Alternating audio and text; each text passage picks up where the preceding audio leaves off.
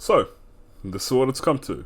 The last time I made a video about Legends Arceus, I praised it for being the best game on the Switch. This time around, I'm coming in as someone that doesn't want to touch the game anymore. Hi guys, I'm Aurelius. I do a lot of live streams on my channel, and over the month of February, Legends Arceus was pretty much the only game I played, both on stream and in my personal time.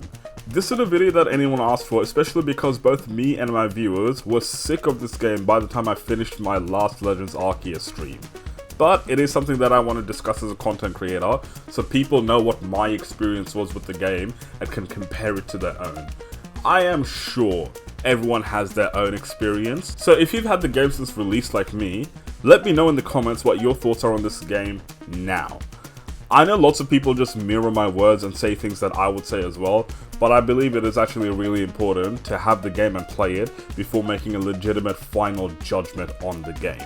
I'll be honest over here and admit that I did a big rewrite of this video after I saw Radioactive Magic's video about comparing Legends Arceus to Scarlet and Violet. It was a shorter video, but it was extremely insightful in the case that I found out Game Freak was probably treating Legends Arceus as an experiment. An experiment to see what works and what doesn't for the new phase of gameplay. So unlike before, I will actually be extremely critical and set out all my issues with Legends Arceus. Make sure you send this video to Game Freak, everyone. But without further ado, let's get started. Although a very expansive game, Pokemon Legends Arceus seems to have somehow fallen into the trap of not having enough things to do. Now, I don't think everyone's experience with this would be the exact same, but it would be quite similar. People who like Pokemon for the battling won't be very excited, because Pokemon decided to take a backseat and really nail down and focus on the collecting aspect of Pokemon. Without a competitive scene of any kind, and what I say is a very outdated in-game battling mechanic, this type of battling becomes old very quickly. The entire dream sequence after the Daybreak missions, where you fight legendaries for rewards, don't have the same effect as it does for when you played in other games with the battling scene. Now, imagine this. Just imagine this. For that thing in particular, you have the opportunity to play it like Dynamax Adventures in Pokemon Sword and Shield, where you can verse all new Pokemon and have the ultimate decision to choose which one you want in your team. That would have given it so much more incentive than to farm EXP candies for your already high level Pokemon. And by this time in the game, if you don't have high level Pokemon, you're doing something wrong. I also think, personally, that this game's battling mechanics should have been completely different to start with, so it's more exciting to battle instead of this awkward turn-based style of things. But because of this sort of mechanic, for a game that's otherwise very fast-paced, this sort of battling style really slows it down. Again, Unite style battle and Pokemon Go style battle should be the way to go in the future, because in these styles you'll have the options to use moves freely with the timer instead of waiting for turns.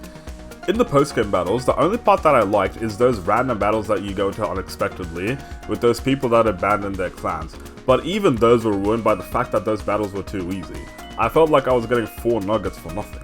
I don't know why, but I feel like alpha Pokemon, especially the high level Final Evolutions one, should feel like they're almost impossible to beat, to the point it's something you'd have to heavily work towards. A few attacks should not guarantee a win. We should be going through a whole team and still struggling to win no matter what level our Pokemon is. Unless it's a legendary. And in that case, that also seems like a problem because God itself always struggles against every alpha Pokemon. The power balances is very inconsistent from my experience using legendaries, because using legendaries should feel like you're cheating, but it feels like you're not cheating when you're using legendaries. Guys, understand what I'm saying? For me, this was more prevalent in the massive mass outbreaks, where in the second horde, your legendary Pokemon struggle so much to handle the Pokemon. The battling is the biggest letdown for me in the game because of how inconsistent it is. The battles and the climax aside, it's not something that Legends Arceus focuses on and should pay more attention to in the next upcoming games like Scarlet and Violet. Although selection was pretty good for the majority of the game, the biggest letdown for me was the endgame. Let me tell you what should not have been changed from the previous titles. Post-game, having new Pokemon. Legends Arceus was just that type of a game where during the main story we found ourselves not really focusing on anything and just going around to see new Pokemon and finding new locations. I know a lot of people that finished the story mode pretty quickly, but people like me ended up spending a lot of time just exploring, seeing places, and catching Pokemon that by the time we made it to the post-game, we've already done everything. The incentive of the post-game was to basically go on and keep collecting Pokemon, which is understandable, but it was executed very poorly. I'm gonna get into shiny hunting. If we wanted the same selection of Pokemon, what should have been done was keep mass outbreaks as a post-game thing. The exploring and stuff would have still existed, but shiny hunting would have been more difficult in the case that every Pokemon would be full odds.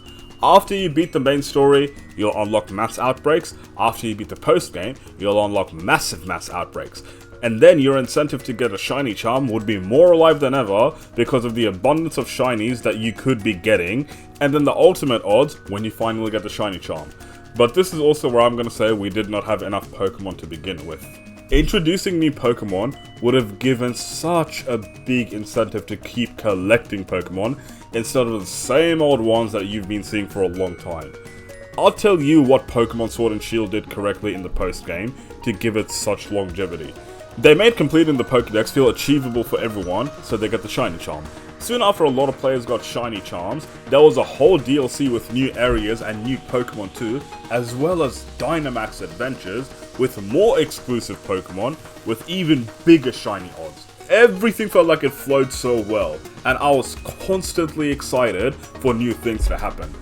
This is what Legends Arceus needed. The good old business saying, according to Squid Game, don't put all your eggs in one basket. In this case, don't put all your features in at once, otherwise we'll get sick of the game. Give us some extrinsic motivation. This will be a short one because the other 2 points covered most of the things that I want to say over here anyway. But by the end of the post game, it just felt so repetitive to me. It's the same thing over and over again, and that's just something that I don't want to do. Some people might like the comfort in the fact that they know exactly what to expect whenever they boot up the game, especially in the post-game. But if all you're doing is half-assed battles, shiny hunting, and completing the dex by using the same Pokemon repeatedly to fill the research levels, then it's just gonna get kind of old, isn't it? Here is an idea so people would actually want to do all this.